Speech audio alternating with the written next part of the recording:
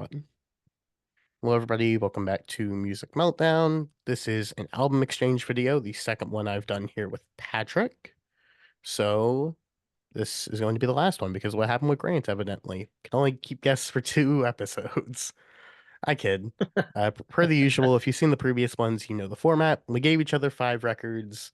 We're going to talk about them and what our perceptions were. 5 records I gave to Patrick this week were Modern Pressure by Daniel Romano.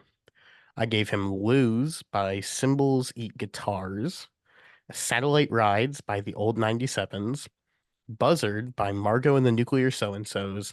Then lastly, I went with a live record, Live from the Rooftop by Dawes. All records that I have at least at 4.5 with 1.5 in there. Love these records a lot. Patrick, how are you feeling about the 5 that you gave Wow. me? Um, oh, I love every one that I gave you, and I'm probably right there with you, 4.5 to 5 on what I think are just fantastic albums. But we're going to see. Obviously, we have passion over the albums we chose to exchange with each other. So no, I'm not emotionally attached though, so I won't get angry if you don't like any of it. The 5 albums I gave to you are Miles Davis, and instead of mangling the French pronunciation of it, I will the English translation, which is I've seen multiple ways, but it's either escalator to the gallows, elevator to the gallows, stairway to the gallows, and what it is a soundtrack to a 1950s French film noir. And it was all improvisation on Miles's part. It was the first. It's the first, and I think. Well, no, it's the first time that Miles traveled to Paris. He was accepted and treated as a human being in Paris. I'm shocked that he came back. But in fact, the French actress on the cover, on the album cover, he dated for a while. It is that one's going to be interesting. We got Solid Space Museum. We're going to find out. This one is a very obscure synth album, minimalism, sort of proto synthwave, except that it was done when synths were still an early instrument. It was done, or 1980, I think, was the year it was released, and it was only released on cassette tape by 2 teenagers. We can find out about that one, and then we've got Redheaded Stranger by Willie Nelson, which is a classic. Don't need a lot of intro for that album. If you do know Willie, that's one of his regarded as one of his best albums. Then we got Still Bill by Bill Withers. Love this album. Great acoustic soul and R&B, and it's got 3 huge hits on it for Bill. And then the last one is Churches, The Bones of What You Believe. Again, very synth driven. In fact, completely synth driven. Um, and so we're going to find out how these stack up with Adrian. It's going to be exciting. I will say, I thought that Solid State record came out in 2017, 2018 for whatever reason. That's what it's listed as on Spotify and whatnot, and I thought it kind of made Right, sense. So I guess I right. was thrown for a bit of a loop there. It coming Yeah. out in 80 changes my opinions. I will say that much. Okay. So Interesting. would you like me to kick this off or would you like to? You kick it off. Alrighty. Maybe the shock of the thing because you gave this record to me as a recommendation before. I didn't really get it though. I know other people think of this record very fondly as well. I'm going to lay out a bit of an apology. Just didn't really get it. Bottom for me, I have The Bones of What You Believe by Churches. Here is what I will say. This is like the opposite of my favorite type of synth sound, as we were talking about. I love my synths super cold, super icy. These are like really extravagant, really like bold in what they're going for. Mm-hmm. I wasn't a huge fan of the vocalists either. I don't think that they're bad necessarily, but you drew the comparison to a group like Florence and the Machine, and honestly, from what I've heard of them, I honestly prefer a bit of what they go for. I think it's a bit Hmm. more overly extravagant is maybe the difference. And I feel like I want it pushed all the way, where this almost feels like a half measure in that state, Mm. to my opinion. And I don't know, just something about the songs weren't really gripping me in the way that I wanted them to. And even at only 48 minutes, for me, it feels a bit long. I don't really know what to say here. I wanted to like it. I had this record on like a list of stuff I was going to check out before, but it just didn't resonate with me in the way that you definitely expected it to. I actually had it 2 stars upon my first listen. I'm probably up to a 2.5. I think that it's decent, but I just simply wasn't a big fan. My apologies. You, do, you don't have to. Don't feel that you ever have to apologize, Adrian. If you don't like it, you don't like it. I'm a bit surprised. I thought it would actually, fit within your tastes. And you have broad taste. So I thought I yeah, it's I love it. I love her and her vocals, I can understand can be a bit polarizing. It's I've heard her vocals compared to, it sounds like a child on helium. I don't think it's that, but she does have a very, very high voice. And she's got that thick Scottish accent too.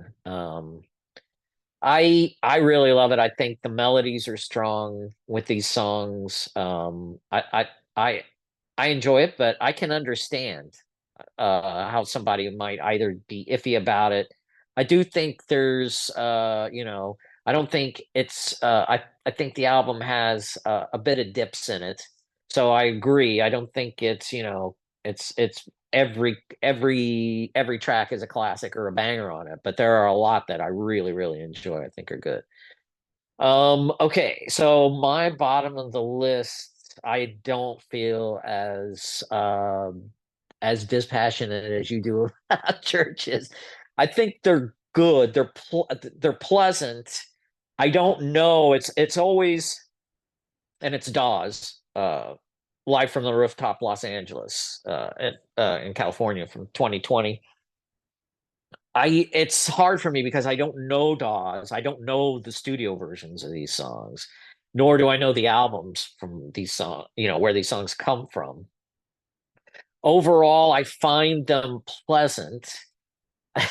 And I know that can sound, I wouldn't say mid. I don't think they're mid. And in fact, after this album, the first two songs I've listened to this now 3 times. The first two songs I just think drag, but it picks up with Feed the Fire. That I really like. And then the next 3 songs, actually 4 songs, Who Do You Think You're Talking To, Roll with the Punches, and From a Window Seat, all of them good, very good. I really like those. And then St. Augustine, it slows down, but it's got a great melody. And then I think starting with Time Spent, it starts to take a nosedive from there. But um, it picks up again with a little bit of everything. I like that song. And then again, they sort of lose me right after that with Still Feel Like a Kid, Crack the Case. Most people, it starts to drag. This album is 84 minutes and 22 seconds, and it's live. So when you're introduced to a new artist for the first time, unless it's like a band like the Talking Heads, right, where you could listen to Stop Making Sense and think, wow, fantastic, right? Maybe this is probably not the best place to start out with Dawes. This is not criticizing the exchange. I think that this live album may be full of some of their best work, but I don't know. I do know that 50% of the album I did like, and there were about 4 songs on here that I really enjoyed. But for 84 minutes, it really starts to drag, especially towards the end, I think. So I don't know, the let's see, who's the vocalist? Is it Taylor Goldsmith? Yeah. He's good. Nothing like unique. He's got a good voice. I think that the drummer here, who's I think Griffin Goldsmith is his name, he's good. And I like the bass player too. And then there's some songs like "Feed the Fire," for instance, where the keyboardist has a shining moment here or there. And I don't know. Let's see. That would be this one. It's Lee Pardini. It looks like they've gone through multiple keyboardists, but you know, it's good. It's just not something I think I would go back to. But I may look for the songs that I do enjoy. I'll look for their studio counterparts and find the albums that they're on and give maybe those a chance. Look at Rate Your Music and see how they do. Um, Good, not great. I give it 3.5 stars. Okay. I kind of had a feeling that one was a bit of a wild card there, but I also feel like that might be a You really better one. like it, right? You I really like like it. it a You lot. gave I it like it a four. lot. Yeah. Yeah. Uh, to clarify though, Dawes are probably like a top 50 band for me, maybe Uh-huh. even higher. Like I love basically everything that that band is. It's and a lot of their best stuff is like a modern day interpretation of like the Laurel Canyon sound. They often get compared a lot to Jackson Brown, which I can see. Not really as much on the live record, but with the studio stuff. I would recommend their debut if you're looking for a full length. However, it's Mm. probably their most mellow album, so it might drag for you. However, I just think that their songwriting is exceptional. The last record might honestly be the best one for you because it's basically just them jamming for most of it. Downside, Miss. lyrics kind of suck Yeah. on that one, so it is what it is. I love them, Okay. but I'm not really that per upset. I kind of figured it was coming too, so I'm not that bothered. Yeah. Next up for What? me, this is another one. I'm up to 3.5 now. I thought that this was a good album. Not quite sure if I'd say that I personally like enjoyed it that greatly, but I do think that it's good, well composed, well crafted, and whatnot. I'm going with Red-Headed Stranger by Willie Nelson. I'm just not the hugest Willie Nelson fan in the world, which is kind of my best way to describe it. It's well crafted, really gorgeous country music. Um, but I really just can't say that any of these songs really grip me in the way that other great country artists do. There's just Mhm. something about Willie Nelson in general that maybe it's the voice. I don't really care that much about him as a vocalist. I think that he's serviceable. I think that he's fine, but kind of similar to what you felt about Taylor Goldsmith, I just don't get much really, I guess, unique about him, which apparently is weird because people say that he's kind of out there, kind of like a horse, but oh well. That's just sort of my take upon it. And I just don't really have a ton to say here. I think that all of the songs are relatively solid for what they are. My favorite one probably being the title track. I thought that was a really good song, but I don't know. There's just something there that doesn't quite grip me in the way that other sort of classics do, or even more modern, like alt country stuff does for me. I struggle with Lily. So I'm at 3.5. I respect it. I think that's good. It's just not really for me. Okay, that's not bad. Yeah. For somebody that you struggle with, I think that's pretty good. 3.5. Okay. My next one that I enjoyed, and it's a 4 stars. So here we go. It's going to be Margot and the Nuclear So-and-Sos. I really enjoyed it. I thought it was very good. Man, it gets raked over the coals though on radio music. I don't know why. I will I say think, this was a dramatic departure in sound for them.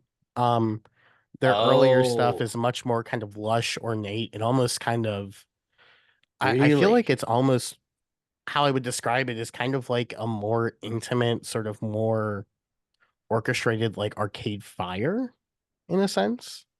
I think that you would actually really Yeah, I like those think I first couple records, but I'm glad that you like this one because I think it's kind of oh, underrated. interesting. Okay, yeah. Well, I I'll send you really some enjoyed songs. this one. Okay, yeah. Please do. I really enjoyed this one, Adrian. I thought it was good. I like birds. I like the way it sort of lumbers along and starts out slowly, but starts to build. And then from there on, the first 8 songs on this album, I just really enjoyed, and I thought they just continued to get better and better. Now this is definitely there's some chamber pop I hear in this. Definitely indie rock, folk rock as well. They're from Indianapolis, Indiana, which I did not know. What do you know? I wouldn't say there's a whole lot of indie rock fans from Indianapolis that I'm familiar with, but and certainly I was not familiar with them, but uh, nice surprise. Let's Paint Our Teeth Green. Great. Love the title to that song. And then New York City Hotel Blues starts to pick up. Boy, Claws Off. I think my favorite song on this album is Claws Off. This is a great, great song. Really enjoyed this song.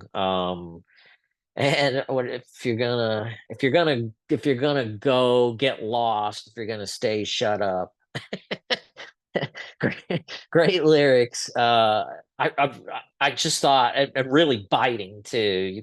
You can feel the snark in it. I thought Claws Off, Will You Love Me Forever, Tiny Vampire Robot, Your Lower Back, all that cluster of songs right in a row. Really, really great. Freak Flight Speed I enjoyed. And then My Baby Cares, it drops off a little bit, but it's still a decent tune. Lunatic, again, I think it's good. Not a standout for me. Not like Claws Off. Boy, I love that song. And Earth to Aliens, What Do You Want is good. I did enjoy that. I Do is okay. It's a little, just a tad bit long, just a tad bit long, 49 minutes. I think if they'd pulled a song or two off of here, it probably even go up to 4.5 for me. Once a song gets over about 43, 44, or an album, excuse me, gets over about 43, 44 minutes, it's got to be like it. I need something really compelling to keep going. But all in all, I thought this was very good. I give it 4 stars. I think it's certainly the Richard Edwards. He's the main guy in this band. It looks like. And sometimes he has such a presence that you would think it's just a solo act, but I think all in all very compelling. I had no idea about their previous albums, so wow, that's because it takes. I mean, it starts to grow on right. Their first 4 or 3 albums start to each getting higher reviews, and then this one just took a nosedive, and I'm like, what the heck? Did they keep this sound after Buzzard? They did. They did. They only put out I don't. 2 more records afterwards, though. So they Oh, broke up okay, in, I want to say 2014, 2015. And then Richard started doing solo stuff, which is pretty similar to Margot, all things considered. okay, But okay. Well, anyway, Buzzard, really good, very, really good. I really enjoyed it. nice. Yeah, I get why somebody wouldn't love it, especially actually knowing those previous records, which, like I said, I think that you'll like them even more. So, but yeah, Okay, I do yeah, understand. I'll check it out. And I'm glad that you enjoyed it. Now, next up for me, I'm going with Solid Space, Space Museum. Here's what I will say. I adore the synth sounds on here. It is exactly what I want. They're so cold. They're so sort of desolate and like intimate in a sense. The downside, I don't really find the songs that memorable underneath them. I think that they're solid songs. They're fine. The biggest issue on here for me is the drum machine. Like I feel like this would be so much more interesting if there was live drumming to accompany that like super Yeah, icy cold synth to sort of like yeah, fill out the track a bit more. yeah. It really does feel like you sort of took like Joy Division, really morphed it with like really early Depeche Mode, sort of like Yeah, put them together. yes. And yeah, I mean, it's Yeah. tricky. And I don't really have that much to say, unfortunately, because it's like I love the synth. I think the synth is outstanding. I don't really like the drum machine, and that's kind of the only 2 things on the album, all things considered. So, There's guitar too. mhm, Dan Goldstein, or excuse me, Matthew Vosberg plays guitar on it. mhm. But you're right, there are no drums. That is actually a drum machine. I couldn't tell. from a very early Casio keyboard. Yeah. And they're like bossa nova. It's like sample bossa nova beats, and it's but it's such a contrast to those cold spacey synths that they come up with. Joy Division, man, you hear it. You're exactly right. This is to me, Solid Space is what Joy Division would sound like if it was only Ian Curtis and Bernard Sumner.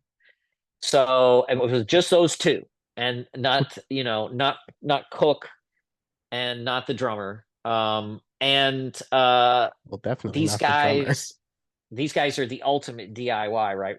This did come out in 1982. I looked it up. Yeah. Um, and they only released like 50 cassettes of this, languished in obscurity. They didn't do anything else. They were friends since they were like 11 years old, but I think they were around 17 or 18 when they recorded this in their parents' shed out back. It's a total DIY outfit, and they had this. What's funny is that they have this obsession with Doctor Who, and so they even bring in Doctor Who samples that you can hear. It's a blast. It's a lot of fun. I love that album. Yeah, it's. What did you give this one? Three and a half. It's good. Yeah, I would say that I liked it. I like it more than the yeah, Willie for sure. yeah. And it may grow on you if you give it another listen. Maybe if they put Okay. out another record, they could have improved upon it. That's yeah. Well, yeah. It's that ain't gonna happen. Who knows? Oh, Psychedelic Furs got back together in 2020. that's true. Anything can happen. Never say never. That's true. Okay. Number three is going to be Lose from Symbols Eat Guitars. This is very good. Yeah, this is also a 4-star album for me. Boy, it's getting close to 4.5, and it might go up after repeated listenings. Uh, they they have very strong. Something about Symbol Eats Guitars. They got listed there. Rate Your Music has listed them as emo. I don't hear emo in this. Do you? Definitely the vocals. Definitely the vocals. Sort of. They're But like the bore. lyrics are not ironic self-deprecation like a lot of emo is, right? No, I agree with that. It's kind of more adjacent to like sort of shoegazy dream pop sort of stuff. Yes, yes. Noise pop, Absolutely. definitely indie rock. They also give me very strong Built to Spill vibes. Kind of see Uh it. I don't know if if Built to Spill was an influence on them, probably not. But boy, there's a lot. I mean, first of all, I would want to eat these guitars because they're delicious. He's a he's a great guitar player. Hmm. Um, and the guitar work throughout here is really fantastic. First two songs in particular, Jackson and Warning, really, really good. Really great way to start this album off. But the one song I do want to talk about is that epic song Laramie. Man, that is truly an epic song in every way. I love it. I think it's great. It's 8 minutes long, and it captured my interest the whole 8 minutes. And I love the way it builds. Love that opening organ. Sounds great. You can feel that in your gut when that song pops up. And then Chambers that follows it is almost as good. It's got some great guitar work here. I could see again there's a lot of melancholy in this album. A lot of melody. A lot of these songs have great hooks to them. I think that let's see, the guitar player's name is it Joseph Ferocious? Uh yeah, love that name by the way, Joseph Ferocious. He's excellent. He's great guitar player, really, really good. Um, and and a good songwriter too. I find uh his his lyrics are his lyrics are compelling. I don't have much to complain about this album. And again, I could see this growing on me. Two Hip Soul's okay as a closer, but it's almost consistently just really strong.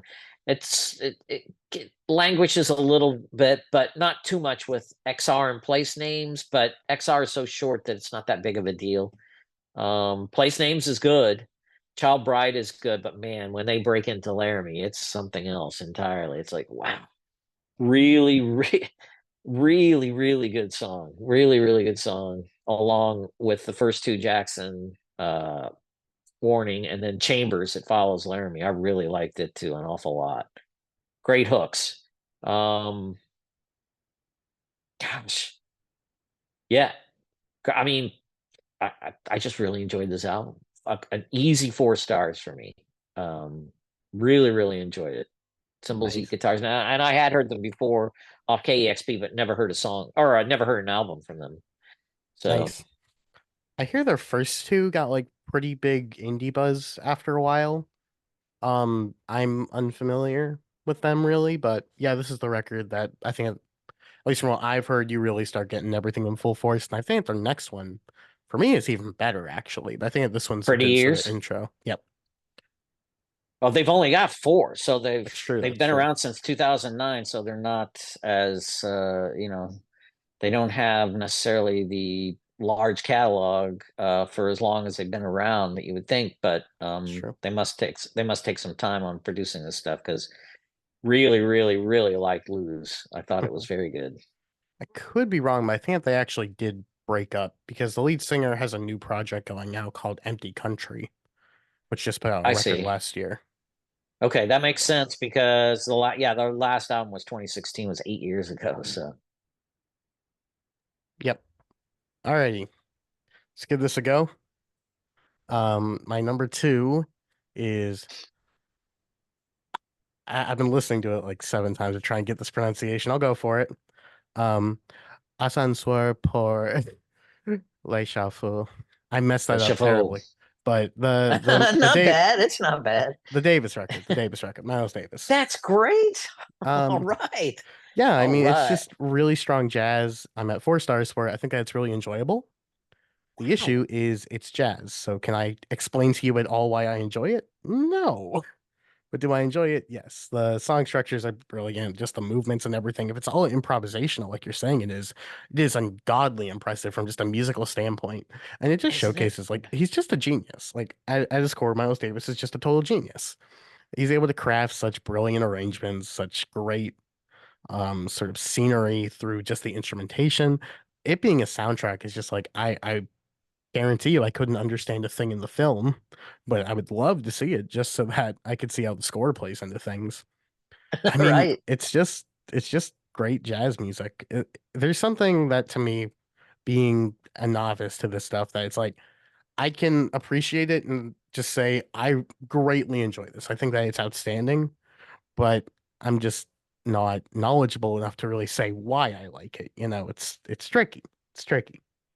It's the shame of being stupid. So yeah, I You're thought it not was really good. stupid. No, no, that's fantastic.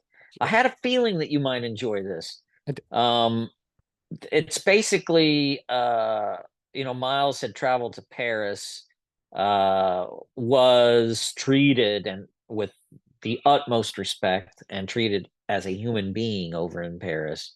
And they, in fact, loved him when he was over there, and for very good reason. He was beginning his peak run as a trumpet player, as a composer. So they basically asked him to do this soundtrack, and he said, "Okay, but I don't have anything." And the director basically put him and his backup band that featured some French jazz players as well as Kenny Clark on drums, who was an American expat, another African American over there that was treated like a human being with respect, and he was able to record. They basically recorded this live in the studio, playing the film in front of the band. So Davis just was watching the film and just improv. This is all impromptu. The complete nothing was prearranged or composed. He would give the players basically the root notes to venture off from, and then he would just. And this album is loaded with atmosphere. I think you can really hear it. I agree. It's so good. It actually it can be motivating to want to watch the movie just to see how this music fits into it. I totally agree, and I've not seen the film either. This is one that often gets ignored, I think, in Miles Davis's catalog, but I shouldn't because it's fantastic. I love what he did here, and it's 30 minutes, and that's it. No more. It's spectacular. I've heard it called crime jazz.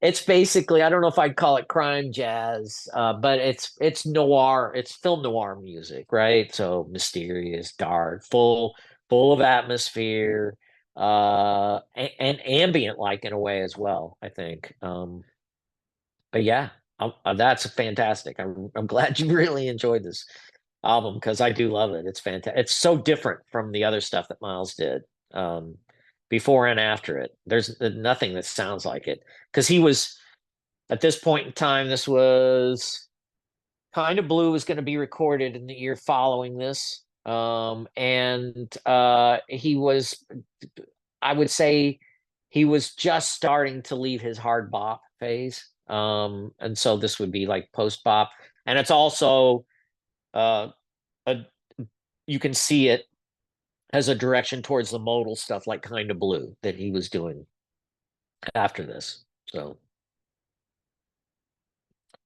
awesome. Okay, my number two, Satellite Rides, old 97s. I I this is great. This and the strength here all the way is the songwriting.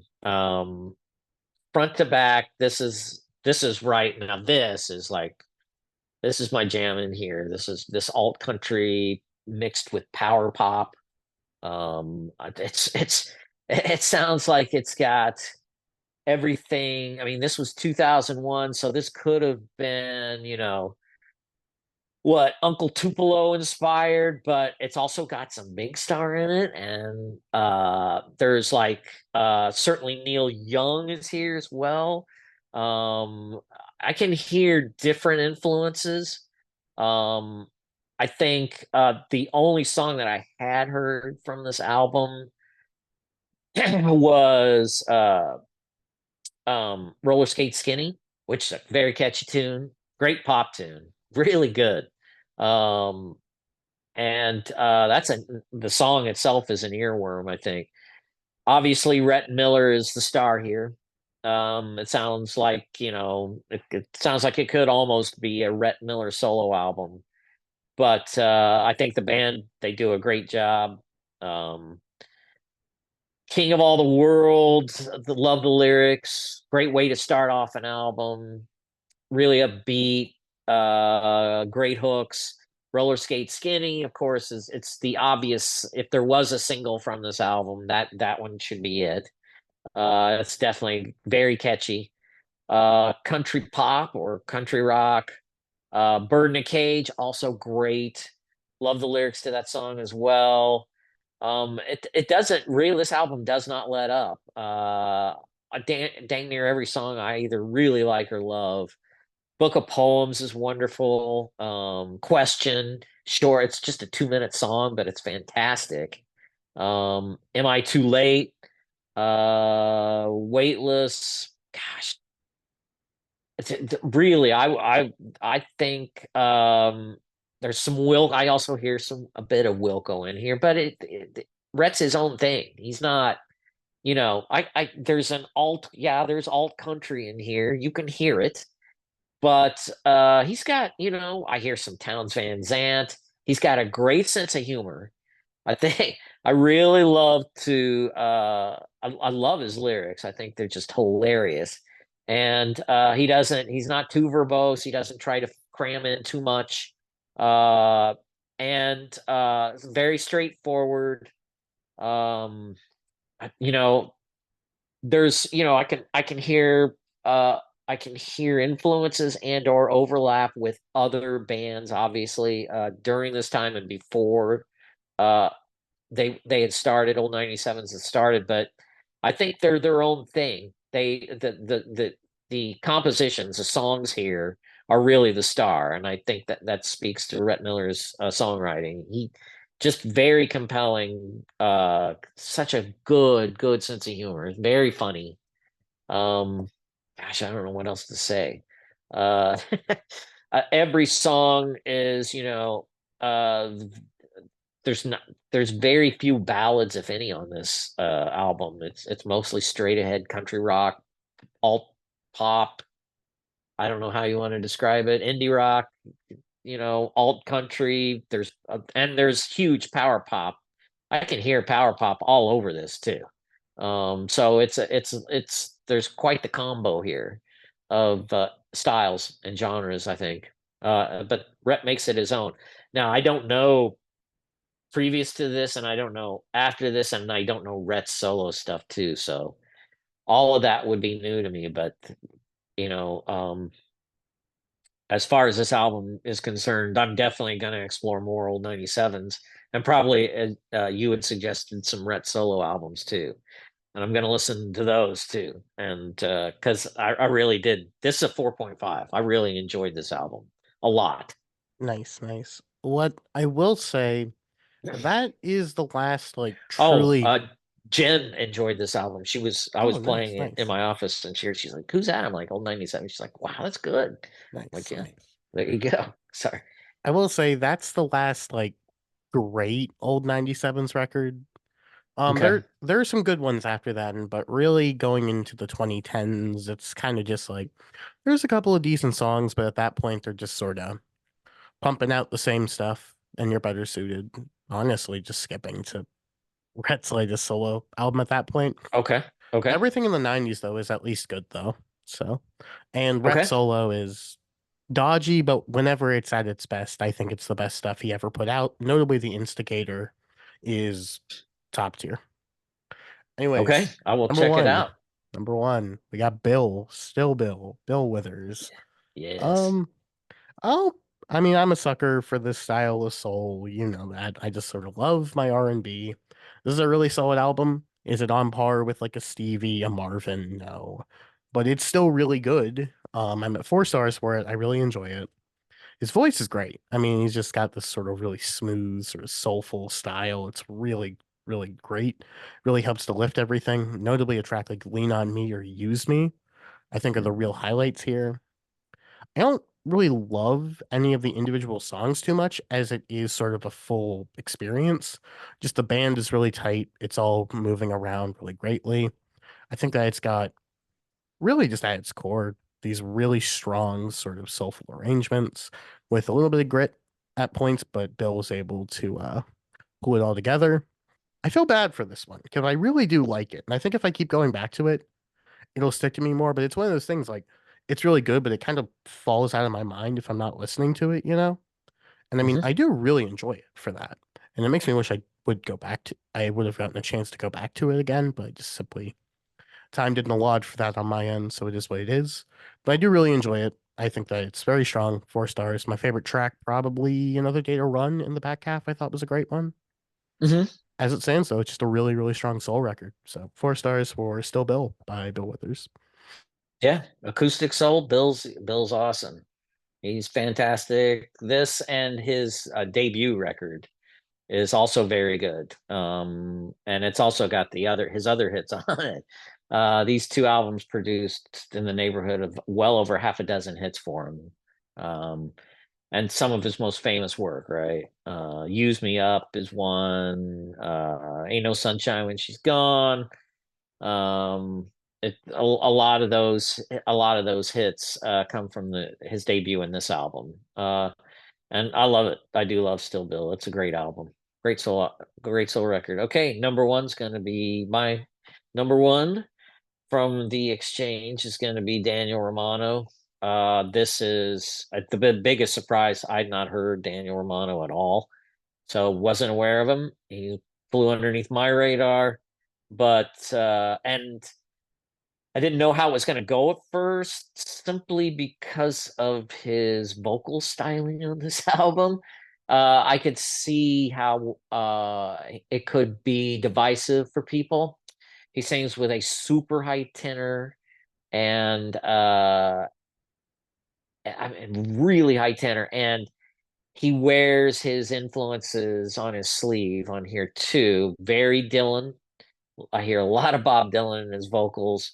I also hear Mark Bolan in his vocals from T Rex, who basically was T Rex. And I also distinctly hear Dylan in his songwriting too. That being said, um, there's a lot. This is really fantastically catchy pop songs dressed up in psychedelic country, sort of. It's not full on country. It's not full on folk, although there's a lot of folk in here. Lots of psychedelia in here. There's interludes between some of the songs where you hear sitars, backmasking, a lot of fun production techniques going on. But again, like the old 97s, the star of the show is his songwriting, I think. Um, Ugly Human Heart is sort of, it gives you a clue as to what's coming up, but he doesn't show his hand yet, I don't think. It's a strange little song. Interesting way to start this album off, but then Modern Pressure. Once you get there, man, oh man, he will catch you and keep your interest throughout the rest of this album. Perfect length, 38 minutes. There is not a bad song on this album, but certainly some of my favorites would be Roya, Modern Pressure, the title track Roya, which I really like a lot. Sucking the Old World Dry, I think, is good. Um, Impossible Green, I found interesting. Jennifer Castle, really good. That's a great, catchy pop song. Um, Dancing with the Lady in the Moon, I liked. Um, Boy, the title track, Pride of Queens, some of those I thought were really standout tracks on this. Um, and he slows it down at the end here on what's to become of the meaning of love, but it's a really good song. um I think Dancing with the Lady in the Moon is he starts venturing into his more psychedelic stuff. I tried to hold the world in my mouth. Great lyrics, very compelling, really catchy. Roya, I love his singing on Roya, and I love the hooks on Roya. He's got hooks to go around. I mean, it sounds like he can just toss these off all day long. Um, I don't know anything about him. I think you had told me earlier that he's definitely more country. This must be a change for him. This album must have changed it up somewhat, because it's not This nearly as deeply country as it sounds like some of his earlier stuff is. Go ahead. his his early stuff is really kind of just like really reminiscent of really early, like early 60s, really lush sort of orchestrated country stuff. Then he had a record Baroque. in yep. And then he had sort of like a side project. He actually started out in a punk group, weirdly enough. That's like his original basis. Then he got into the country stuff. Then he had a side project called Ancient Shapes where he brought back some of the punk stuff. And in 2016, he released a record called Mosey, which started working with the psych stuff. This is kind of like him veering into a more pop direction, but it's not really poppy. Um, Mhm. and from there, it's just sort of all over the place. He released like 10 records in 2020 alone. So Yeah, I saw his discography. It looks like he's releasing one a year. He's just pumping them out. pretty much, yeah. I will say But it this sounds rec like he's got the chops to do it, and he's got enough. He's got enough create. He's brimming with creativity. This album really shows it, I think.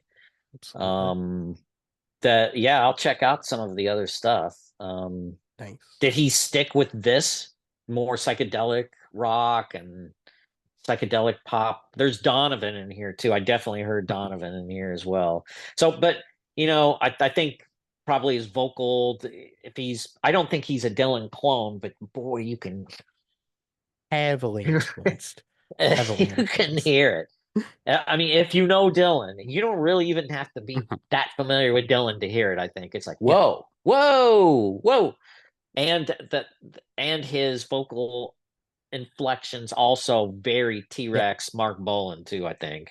And there's a bit of glam in this as well. for Not sure, much. It's not heavy, right? But there is definitely glam pop in this. He's for pulling sure, from a lot of disparate sources here, I think. absolutely. To me, this record is basically he's playing Dylan masking as McCartney. Like he has the Yes, melodicism of yeah. McCartney, but the lyricism and sort of the Yes. mystique of Dylan. It's fantastic. Yeah, if there's any weakness, his lyrics are very good, but he can be a little too verbose. He tries to shove in just a little from time to time. He That's shoves fair. in just a little bit too much. He's like reminded me a bit of Van Dyke Parks a little bit. Okay. The lyricist for Brian Wilson and Yeah, the Beach Boys. Um, it's that's just fair. he's trying to get he's brimming with ideas and he's trying to get it in there. A lot of times it works. Sometimes Mhm. he's trying to do a little too much with his lyrics. I think he's just a little too verbose. Yeah, And it's not matching the rhythmic patterns that he's set up here, which are very interesting.